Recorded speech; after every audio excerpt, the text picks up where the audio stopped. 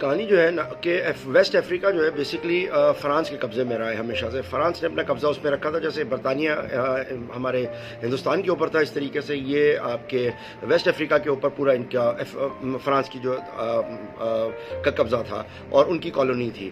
لہٰذا ابھی بھی آج بھی جو انفلوئنس جس طرح سے ہم برطانیہ کا اپنے پاکستان ہندوستان اور اس علاقے کے اندر دیکھتے ہیں, اس سب کانٹیننٹ میں دیکھتے ہیں, اسی طریقے سے فرانس کا جو آج بھی پورا کا پورا کنٹرول ہے وہ اس ویسٹ افریقہ کے اوپر ہے. جو بھی حکومتیں آتی ہیں وہ ان کی مرضی سے آتی ہیں, ان کی مرضی سے سارے معاملات جو ہوتے ہیں وہاں پہ چل رہے ہوتے ہیں. اب بہت سے ممالک ایسے ہیں کہ جو حقیقی آزادی کے خواہش مند ہیں اور وہ چاہتے ہیں کہ کسی طریقے سے اپنی قوم کو آزاد کروائیں, اس فرانس کی جو غلامی ہے اس سے کسی طریقے سے آزاد نکالیں. لوگوں کے اندر آزادی کا ایک جذبہ ہے, وہ ہر طرف نظر آ رہا ہے ہمیں. تو اسی میں نائجر ایک ملک ہے, اس نائجر کے اندر تقریباً 26 جولائی کو جو ہے وہ ایک کو ہوا ہے. اس میں ہمارے ایک آرمی جنرل نے جو ہے کو کیا ہے, اور کو کرنے کے بعد جو وہاں کے محمد بازونگ ایک الیکٹڈ پریزیڈنٹ تھے ان کو اٹھا کے بند کر دیا ہے, اس کی پوری فیملی کو بند کر دیا ہے, جس کے اوپر پورا ایک بہت بڑا ایک وہاں پہ کیوس ہوا ہے.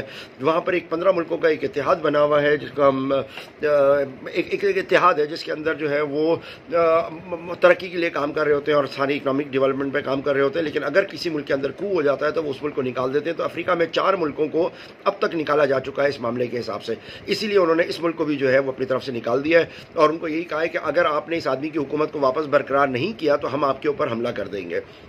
اب شرطیں بھی اس نے رکھی ہیں کہ اس کو حکومت دو, اس کو رہا کرو اور سارے معاملات کرو. لیکن جو وہاں کا جو جنرل ہے وہ اس بات کو ماننے کے لیے تیار نہیں ہے. جب زیادہ پریشر پڑا ہے جنرل کے اوپر تو جنرل نے کہا ہمیں 3 سال کا ٹائم دے دو, 3 سال کے بعد ہم دوبارہ جو ہے اس کو اپنی جگہ کے اوپر لا کے واپس بیٹھا دیں گے.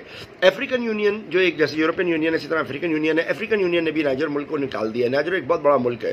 اچھا, اب ان میں بہت زبردست قسم کا وہ ہے. تو آخری جو یہ جو 15 ملکوں کا اتحاد تھا جو اب 11 ملکوں کے اوپر مشتمل ہے, یہ دھمکی دے رہا ہے کہ اگر آپ لوگوں نے اپنے اس سابق پریزیڈنٹ کو نہیں نکالا, جو آف کورس فرانس کا آدمی ہے اور فرانس کے لیے کام کر رہا تھا اور فرانس کے معاملات ہیں اور حقیقی آزادی کے لیے وہاں پر کو آیا ہے آرمی کی طرف سے, تو انہوں نے یہی کہا کہ اگر آپ نے نہیں کیا تو ہم آپ کو آپ کے ملک کے اوپر حملہ کر دیں گے, فوجی حملہ کریں گے.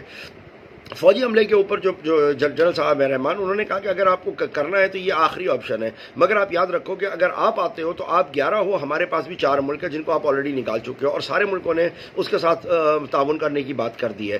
یہ جو 11 ملک ہیں یہ اتنے بڑے بڑے نہیں ہیں ان ملکوں کے مقابلے میں جن کو باہر نکالا گیا ہے. ان لوگوں نے کہا کہ جی اگر آپ کرتے ہو تو ہم لوگ آپ کے اوپر حملہ کر دیں گے, اور اگر تمہارے پیچھے کھڑا ہوا ہے یورپی اپنا نیٹو کھڑا ہے تو ہمارے پیچھے رشیا کھڑا ہوا ہے. تو اب آپ یہ دیکھیں کہ پھر دوبارہ رشیا اور نیٹو جو ایک طرف وہاں لڑ رہے تھے کہ اپنے ایریا میں لڑ رہے تھے, اب وہ افریقہ کنٹریز کی طرف آ کے لڑنے کے لیے کر رہے ہیں. لیکن دیکھنے کی بات یہ ہے کہ شوق اور سب کا ایک ہی ہے, اور وہ ہے حقیقی آزادی. کہ ہمیں حقیقی آزادی چاہیے ان ممالک سے, ان لوگوں سے جن لوگوں نے پورے دنیا کے اوپر پورے لوگوں کے اوپر ریسورسز کے اوپر قبضہ کیا ہوا ہے, ہمیں وہ لینا ہے. تو قوم بہت تیزی سے اس چیز کی طرف اٹھ رہی ہے, اور جب اس قسم کی آوازیں اٹھنا شروع ہوتی ہیں تو ہم دیکھتے ہیں ہر 50 سال 100 سال کے بعد جو ہے اس قسم کی خون ریز جنگیں ہوتی ہیں. لیکن اس دفعہ جس طریقے کی ٹیکنالوجی بن گئی ہے, جس طریقے کے معاملات ہر لحاظ سے کیے گئے, تو یہ بہت ہی خطرناک اور خونخوار جنگ ہوگی. تو حقیقی آزادی کا خواب ہر ملک کا ہے, ہر جگہ کے اوپر ہو رہا ہے, اور ہر جگہ ان حالات کے حساب سے جو ہے وہ ایک لڑائی کی سی فضا ہے. جو ایک جگہ کہیں پہ اگر چنگاری لگتی ہے تو اس کے اندر تمام ملک دوبارہ آپس میں بہت برے طریقے سے لپٹ میں آئیں گے. دیکھیں اللہ کا اس میں ڈیزائن کیا ہے.